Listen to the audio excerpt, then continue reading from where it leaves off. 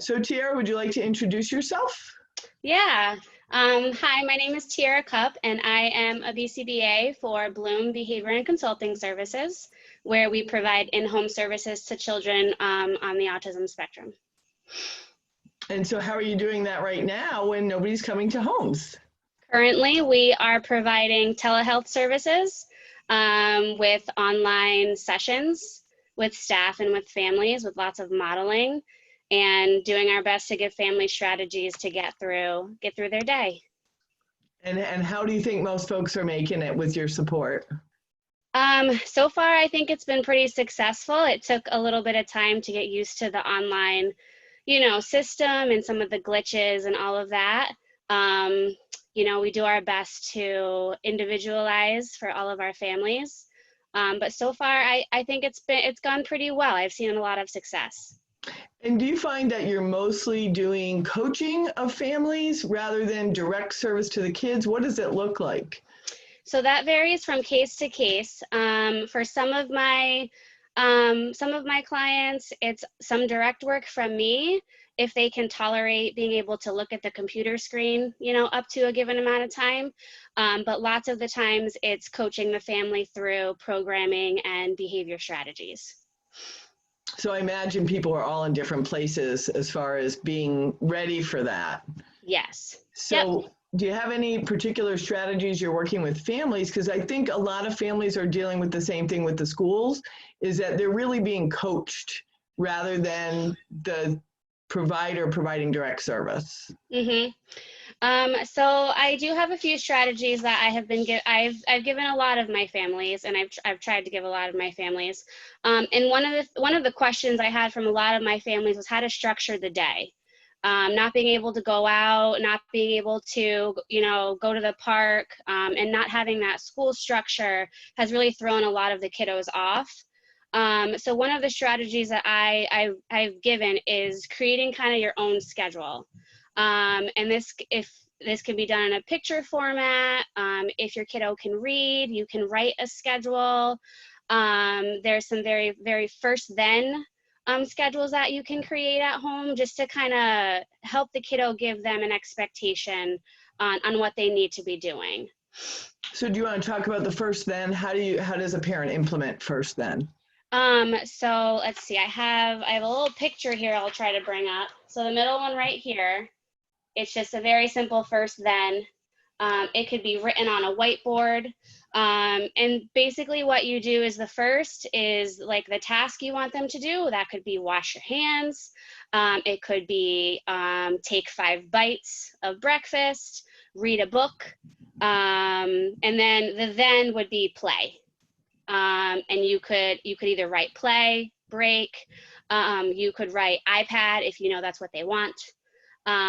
You could write, time to draw if they want to go draw. So it could be word format or it could be a picture format, pretty simple. So when I say to my son who is 30 with autism and intellectual disability, first you take your shower, then you have dinner, because he doesn't want to take the shower, but he does want to have the dinner. Perfect. So, right. So that's kind of saying you will get it, and it's not always a reward, or it's a preferred activity. Yes. That they would be working towards typically. Yep. And if you have a kiddo that understands that language, it doesn't need to be, it could be just the words. First this, then this. And I find some kids are more perseverative around words or pictures. So whatever they are most interested in would probably be the most effective. Correct. Yep. So when you look at schedules are kind of a hot topic right now. I think because families are trying to establish them all over the place, but some folks have targeted school hours. Okay. Are you finding that with any of your families, like 8 to 12, they have to be in school? Yes, I have some families who are doing like morning chunks where most of their academic time is in the morning, like you said, like an 8 to 12. And one of the things that some of the strategies I've given is, have your schedule ready to go with the different academic tasks you want them to complete. Just be mindful, you might have to break that task into smaller chunks if their attending is low. Okay, so if their time on task is really short. yes, then expecting them to either sit at the computer or complete like a workbook for 20 minutes might be unsuccessful. And so are you helping people, like, I imagine when you were in the home, you were making those assessments as the time went by. Yep. So you saw the kid isn't attending, you're going to reduce the time and adjust your program. Are you having to help parents to recognize that? Yeah, so sometimes, depending on the kiddo, if there is some sort of like visual you can give them of they need to complete 3 tasks, and you check off as they complete the 3 tasks, then they get a short break and then they come back to it. For some families who they know their kiddos really well and they can kind of tell they're starting to lose them, that's the opportunity to, quickly do something successful, let them go take a break, and then bring them back. So let them do something successful, something they're really good at. Yes. And, yep. And finish up with that and move on to the reward. Correct. Yep. And then reset your schedule to shorten the time periods, or? Yeah, so I have had some families who have they have put in more break times. I also have had some families who have access to siblings. They've used siblings as models. Your brother is working and you're working, and that's motivating for them. They've been able to get through it that way. I've also had some families use some visual timers. So you need to work for 5 minutes and then you can go take a 3-minute break. And that sometimes just those visuals help them get through it because they know it's almost over. I just want to make sure that folks that are listening, because there's a few people on our call, that through Facebook you can ask questions, and through the group chat you can type in questions and I will ask them to Tiarra. So we're going to keep talking, but if people do have questions, please feel free to submit them. And I believe you have control over your own mic. Vanessa and Emma, is that true? So if you do want to ask a question, you can just say, excuse me, and we'll. Yes, I do have control of my mic. And do you have any questions while we have you? Yes, one of my question is, do you think it's best to do like a big chunk?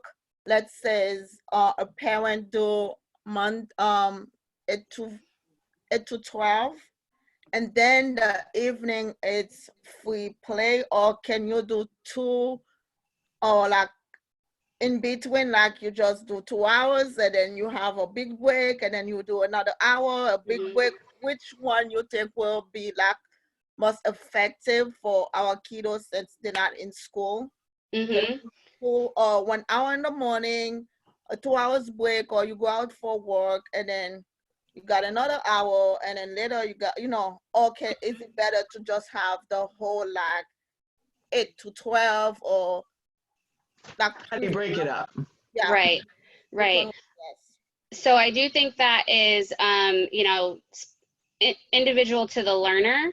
A lot of so far my experience with my kiddos so far has shown that the morning has been more successful for families. Again, breaking the morning up so that there's still some playtime in there.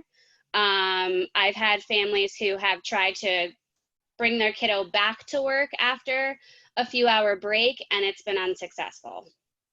So it depends on the kid, but it works many different ways. Right. Depending on the kid. And Emma, when we were talking 8 to 12, and some of the kids that I'm working with, the school is online from 8 to 12, and they are expected to sit and attend for 4 hours. I have one kid that she has 15 minutes of instruction in a core, then they have 45 minutes to do the assignment, then they have 15 minutes instruction in a core, then they have 45 minutes to do the assignment for 4 hours.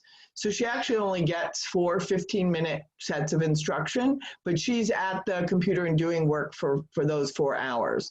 I don't know as many kids that are potentially eligible for Tiarra's program, in-home BCBA support, that could maybe always do those 4 hours academically. That might not be for many of Tiarra's kids, that's an expectation. But it sounds like for some of them it is, Tiarra. Is that true? Yeah, I do have some kids that have their online learning in the morning with school. And so they're expected to be there. And are those parents able to build in breaks for those kids, or is? They have been, yeah. Great. Great. And that might be something, I don't know if you're able to talk about it, but we may want to talk about it on one of our calls one time, is how to work with the district to say, my kid might not be able to sit for 4 hours and attend and do this. And how do I work with the district to say, my kid's going to need some breaks built into that. How do we modify for him? And I know that was one of the questions we got from families. And you had said, you know, how do I teach my child is a question that you're getting from people. I think the modification or accommodation piece is something that not all parents understand. And I'm not sure if that's how you're answering those questions for people when they ask, how do I teach? Yeah, so some of the strategies that I've been giving families on how to teach is, it depends on the programming. If it's for school and it says online learning, which has been a struggle for some families, I've had a lot of, my kiddo doesn't understand how to operate the mouse and select their answer. So some of the strategies I've given is the parent has control of the mouse and the child needs to point to the correct answer. And I know for some of the programming that we're using, you can enable a pause button, so you can pause the screen. So if the family needs to re-ask the question or simplify it, then they can. So, and have you had to help the parent understand how to do this? Yes, I have. So that's, I don't know if anybody that's listening, if this is like, to me, that's a really good idea and it's very simple, but those are the kinds of things that people don't always think about. Right. You know, is like, because for many of our parents of kids like that you would see, the parent is with them the whole time they're learning. Like they're a kid who needs an adult to be with them for their learning. A lot of times. So finding their role is sometimes hard. I'm talking to parents who just feel frustrated because they don't know how to help their kid. And so I think almost the process by what you're talking about is kind of task analysis. Just think about what the expectations are for that child and see how you can, where the barrier is, where you can support them. Right. And I think the other barrier with the online learning is sometimes the instructions are really long because that's how they're designed. So it might take some, you know, prompting from the parent to simplify that instruction. Whether it's touch same or find the word the family might just need to kind of simplify that instruction for the kiddo. And I have go ahead, Emma. One thing I've found very difficult with online learning, it's the repetition, because my kid, he learned through repetition. You have to do the thing over and over and over. But with the online learning, you only have the task once. So the kids have, you know, it's basically you have to pre-teach and reteach before the kids get it. But with the visual, the computer, it's like you only have one chance. And how can parent take the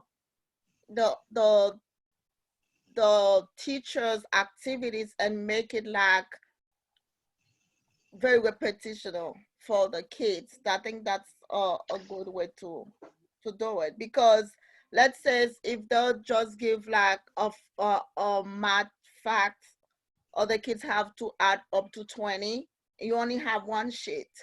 But we know most of our kids, it will take them like a week to work on that sheet before they can actually do it independently.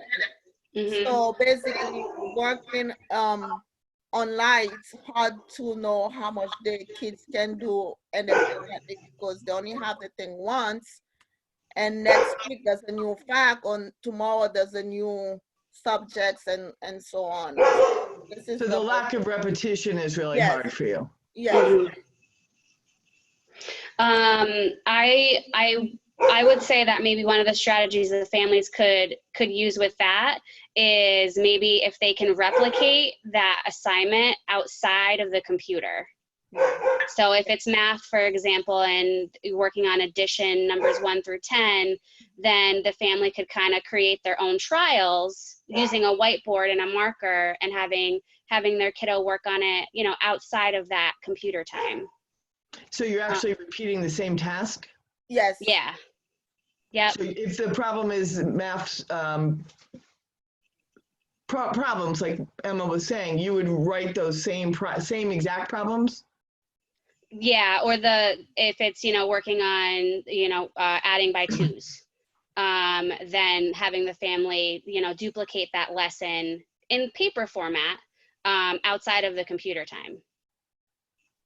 So that they're actually repeating the actual thing. Because Right. my understanding of some of the online math programs, for example, is they use the same concepts, but they change the problems that they're using. So the student is practicing the same skill, but for our kids, sometimes we need them to practice the same equation. Mm-hmm. Yes. Right. Yeah.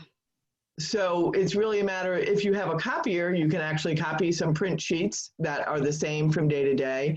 The whiteboard gives them the opportunity to not have to use a lot of paper or have a printer, Mm-hmm. or just scrap paper. Emma, Mm-hmm. does that make sense to you? Does it seem doable to you? Yes, it's doable. But you see the need for the repetition of the Yes, same. yeah, I see the need for the repetition because this is how my kids learn. And Mm-hmm. and even though like I know the teachers have been working very hard to bring work to our kids, but a kids who used to DTI, so how do parent, we are not professional, how do we grade, we take data from our work because like the DTI is very concrete, and this is how this is how my kid learned through DTI trials. So how can I take data and the school does not says, okay, this is how we usually present the work to the kid, this is how you collect data. They just, they provide the work.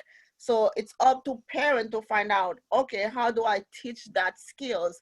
And teaching, the school do data trial, and you parent, you don't know how to do DTI trial, you don't know how to collect data, it's hard for parent to see progress because you're doing something probably completely different than what the kids used to in school. Mm-hmm. Um, I was hoping that they can bring some kind of like simple, teach parents simple knowledge of data collecting. This is how you do DTI. This is how you know if the kids can do it independently. This is what physical prompt means. This is what a partial prompt, because we don't know that. So basically, you're just doing over and over the same thing, and you feel like you have to give your kids the answers. But and in school, hopefully they have the trial and back and forth, and they can see the progress. But we don't know how to collect data.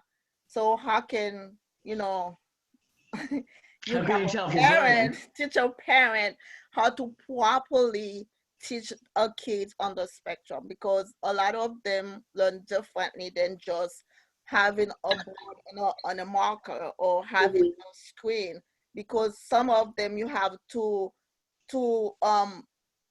break down the goal or the work very small portion until you get to the final answers, and we don't have that knowledge as a parent.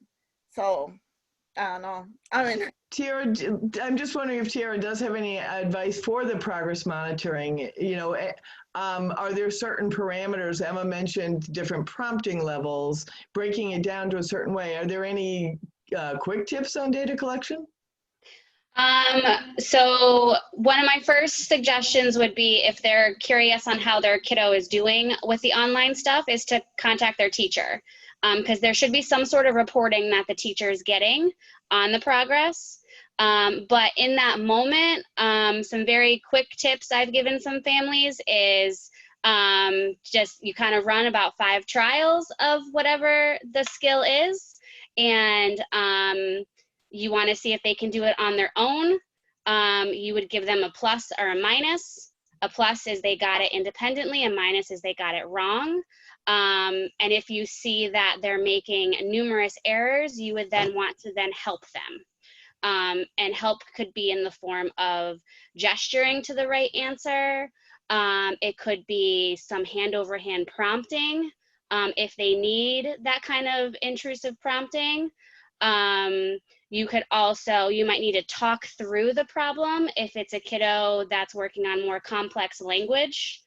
Something else that we use pretty frequently is manipulatives and bringing in objects to help get the child through the problem. I want to share some of our Facebook comments. One person said, we definitely find the morning, I'm assuming best for educating, and no more than a 20-minute break works for us. Okay. Sometimes when you break, for my son, he wants to stay on the break. Yes. So sometimes you have to watch the breaks. Then someone else said, yes, with our children with special needs, it is best for the parents to speak with the special ed teachers because, like Mrs. Emma said, most times the parents don't fully understand how we work, and that's okay. So I'm assuming that person was a special ed teacher. And then the last person, parents definitely need training. Their stress in not knowing affects students who are experiencing even mild crises. And then someone completely agrees with all these folks. Oh, wait, one more. We are very specialized in caring for each child's needs. Most of us are willing to give you tips to work with your child. So I really appreciate that. If Kamea is a special ed teacher or any kind of teacher, we really appreciate that you are inviting families to reach out to you, and I hope you work well with your students' families. It sounds like you're really engaged, and a lot of families are looking for that. So thank you. And they said, Tiarra, what you're saying is spot on. Oh, perfect. Great. So thanks, everybody. Any other really important tips or suggestions you can make for families before we go?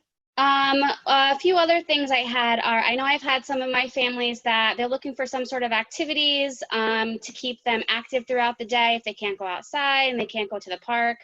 And some of the strategies I've given some of my families are some sensory activities, whether it's with like some sand or some Play-Doh, but some calming activities if your kiddo tends to get overstimulated.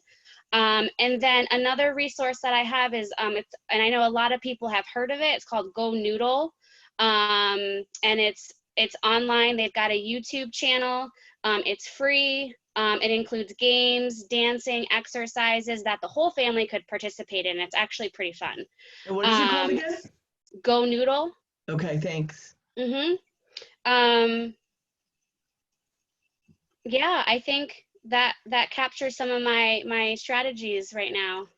And how do you find the families that you're working with? I think your families are especially supported compared to some other families out there that don't have that kind of support. Do you find that they are struggling also, or mostly coming together and being able, with your support, being a little more successful?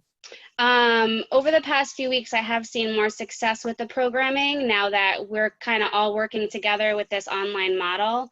It was a huge adjustment for everybody, especially the families when this started. And I think that now that some of the families are starting to see success, they're feeling better about it, and they're feeling more accomplished as well. So I think it's just been a learning curve for everybody. And just hoping to provide families with the best supports that they need. Really appreciate that. And our special ed teacher that's on the call said, yes, Go Noodle, obviously a fan, and also yoga and calming music can be really helpful for some kids. So I really appreciate everybody being here today. And Tiarra, maybe in a month, we'll have whole new needs, and maybe you'll come back and join us. Does anybody want to ask any last minute question of Tiarra before we go? Okay, well, thank you for joining us today. This will be posted on YouTube, and you can share with your families as well. Thank you for inviting me. Thanks, everybody. Take care. Yeah. Have a good day. Bye.